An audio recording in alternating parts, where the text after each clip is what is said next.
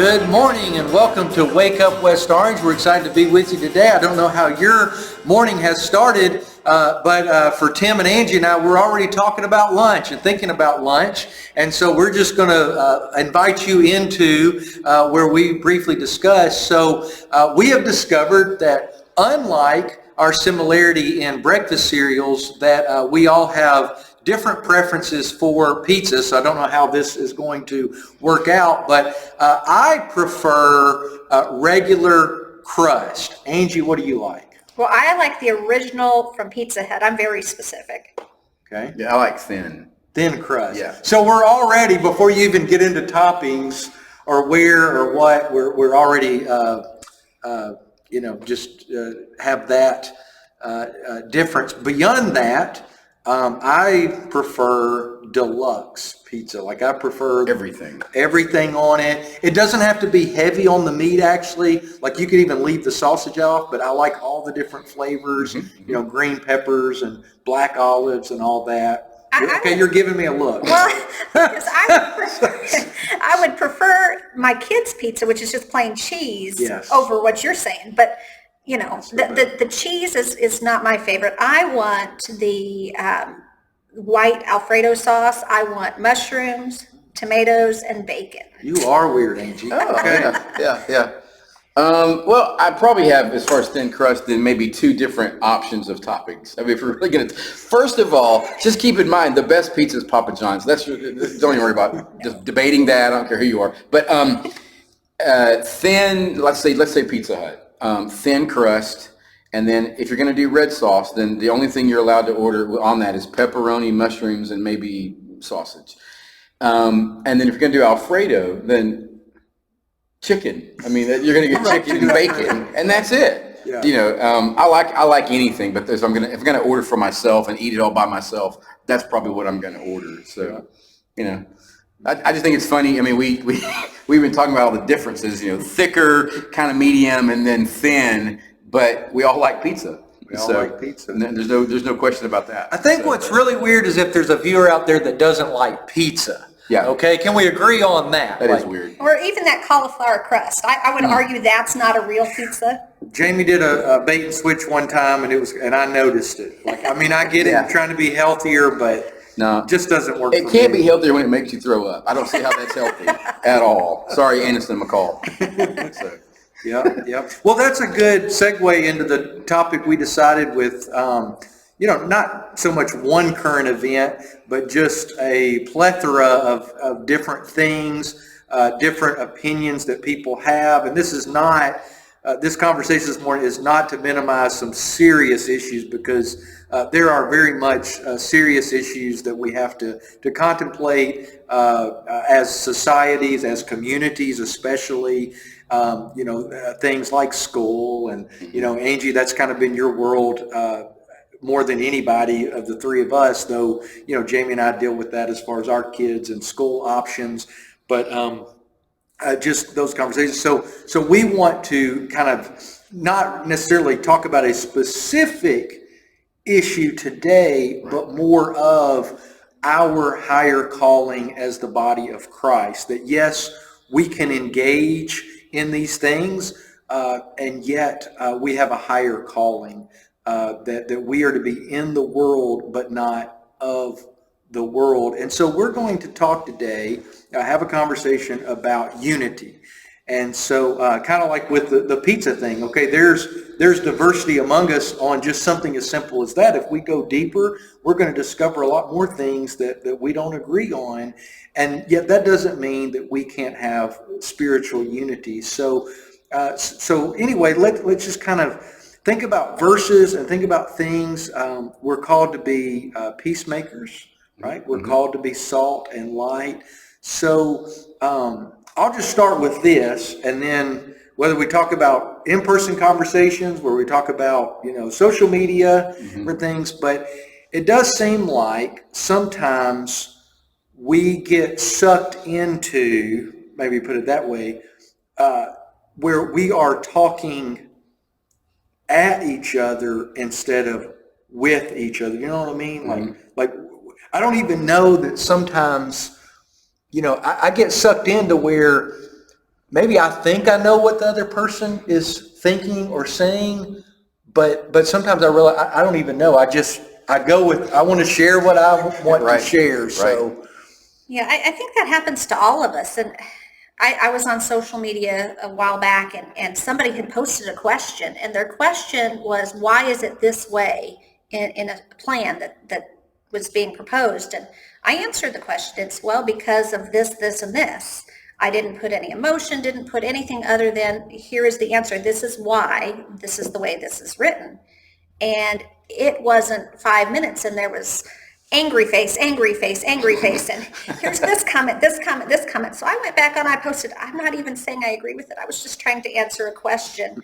And I didn't feel like I was being confrontational, but in that situation, what they didn't really want was an answer. And I think that right now we have a lot of people that, because of all of our uncertainty and because there are so many choices and it's overwhelming, that they're looking for somebody to just be there and be a listener and be positive and be that light and be that salt.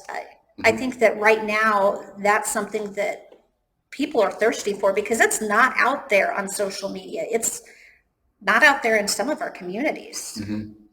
I know recently, and it's now stopped, there was a webcast or a show called Some Good News. An actor named John Krasinski from The Office and other things was doing this at his home when, he just decided he was tired of seeing all the negative stuff. And all he did was have people that he knew help him find really positive things going on kind of all over the country, but really all over the world. And that was it. He made sure there was nothing negative. He was trying to be funny and just lighthearted, because he just got tired of everybody finding something to fuss about when it didn't have to be that way. I mean, there's got to be some kind of level where we get to where we can all say, okay, we're all on the same page here now. So, and it's hard to get there though sometimes. So I've got to where I watch very little national news, and that's a 180 from where I was 8 and 10 years ago. You can ask Jamie, but one of the things that I think, not talking about local media places, but our national media, is they learned long ago that that Americans were addicted to negative news, and so that's what they're going to sell us is that's what sells, and so they're going to show negative news, and they're going to slant everything as negative as it can be, and so they're not going to share positive stories and success things, because that's not what we're Well, it's not common, which is so sad. Again, about that show, and I'll stop, is it was the only thing of its kind, really, unless you're going to watch like a comedy type thing that's geared that way. Good news is not what they focus on. And we find ourselves enthralled. It makes me think of like the proverb about gossip or something, where it says it goes down like a Rolo, like a chocolate morsel or something. It's just like, give me all of them. I want them, because we just, for some reason, that seems almost more natural than it should, when it should be more natural for us to say, I don't want to hear all that.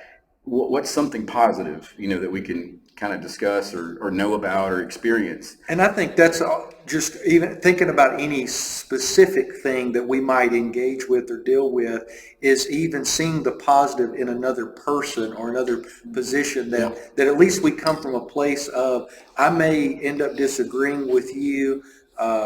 If I understand where you're at, I may end up disagreeing with you, but that doesn't mean that you are not a patriot for our country, or that doesn't mean that you don't care about the health of our kids going back to school, or that that we see the good in other people, even if there are fundamental differences. Sure. You may actually disagree on things, but and that's okay. Yeah, I mean, I have a hard time agreeing with myself sometimes. So get me in a room with somebody else, we're going to find something to disagree on. So I mean, that's just the way our nature can be, I guess.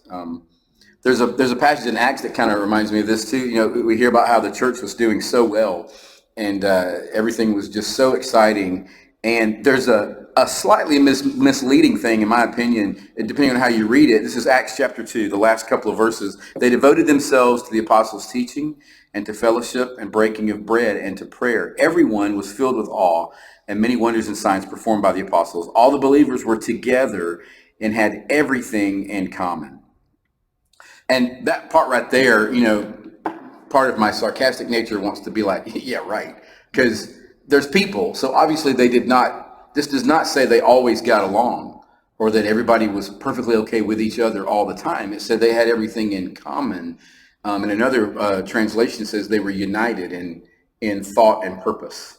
So they started at a very even playing field of, look, we're all about Jesus. Now, beyond that, you may have a bigger house than me. I might not agree with the way you raise your kids. You might not like pizza, but we're going to have this in common first. And if we can't start there, we can't go beyond very far.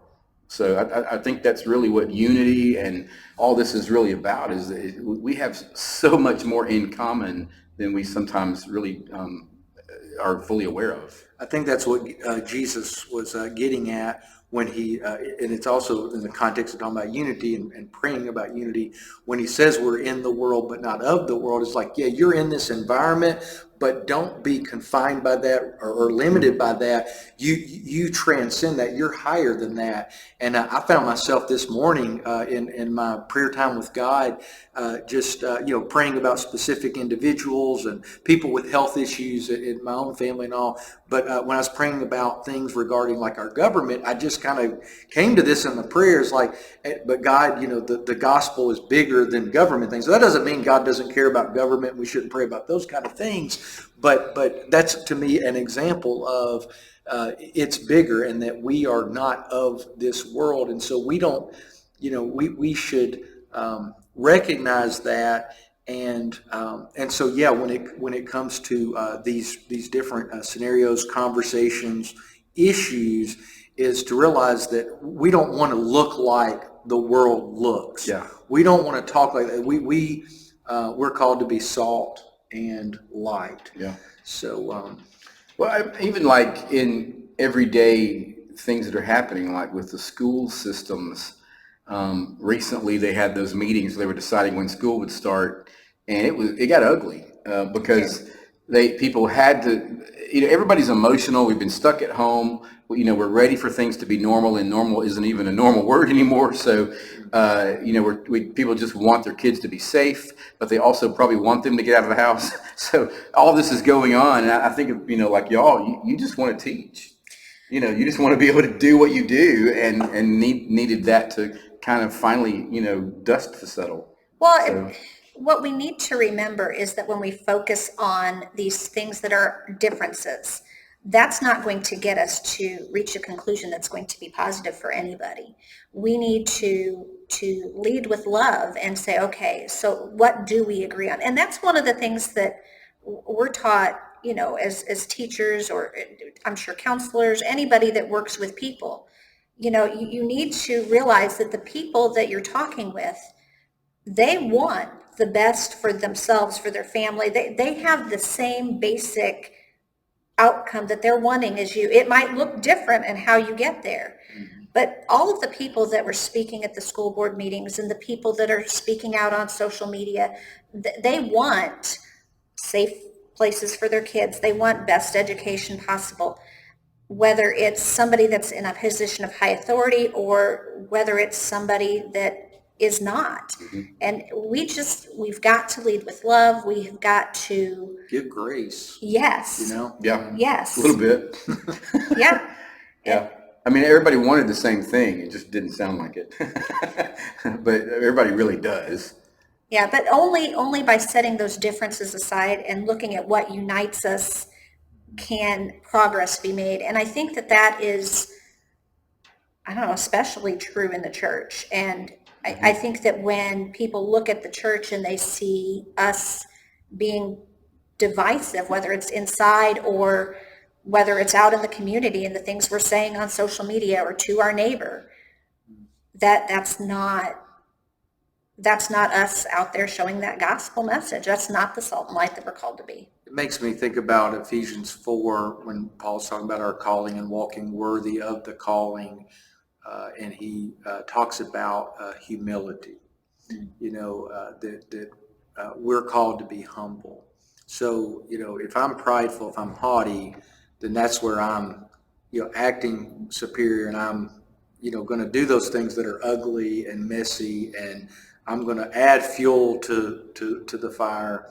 But if I humble myself and step back, then I'm going to, I'm going to listen, and I'm going to pause. I'm going to reflect.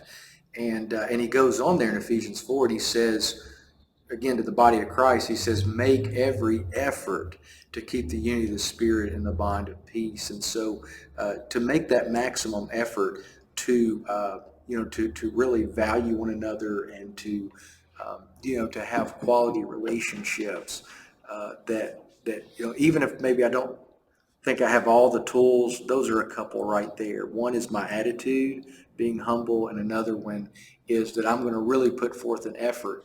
And usually, we can tell whether in ourselves or with someone else, does this person really care about the relationship or the whole community or everyone, or are they just trying to get, their opinion out there, or trying to win an argument or something like that. And so anyway, I mean, we've shared a lot of different, but Ephesians 4 there is one that just has a lot of meaning to these types of things. Yeah.